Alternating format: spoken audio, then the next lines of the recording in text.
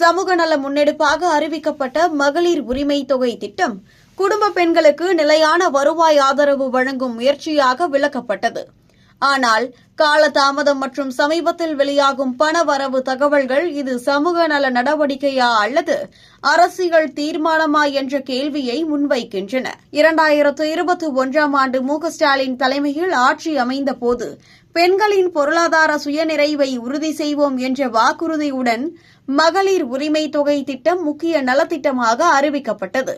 தகுதியான குடும்ப தலைவி பெண்களுக்கு மாதந்தோறும் ரூபாய் 1000 வழங்கப்படும் என கூறப்பட்ட இந்த திட்டம் பெரும் எதிர்பார்ப்பை உருவாக்கினாலும் 2021லேயே வழங்குவதாக கூறப்பட்ட தொகை 2023இல் தான் நடைமுறைக்கு வந்தது என்பது குறிப்பிடத்தக்கது.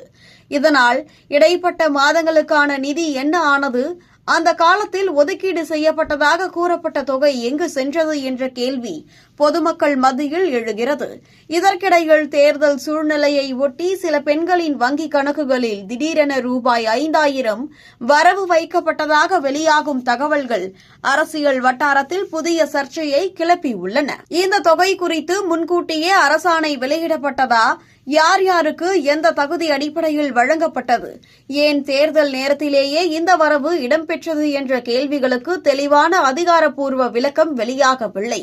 ஒருபுறம் இது நலத்திட்டத்தின் விரிவாக்கம் என கூறப்பட்டாலும் மறுபுறம் தேர்தலை முன்னிட்டு எடுக்கப்பட்ட அரசியல் நடவடிக்கையா என்ற சந்தேகமும் எழுகிறது. குறிப்பாக பீகார் மாநில தேர்தல் காலத்தில் பண உதவி வழங்கப்பட்டதை ஓட்டுக்காக பணம் என விமர்சித்த அரசியல் தரப்புகள் இன்று இதேபோன்ற குற்றச்சாட்டை எதிர்கொள்ளும் நிலை ஏற்பட்டதா என்ற கேள்வியும் எதிர்க்கட்சிகளால் முன்வைக்கப்படுகிறது.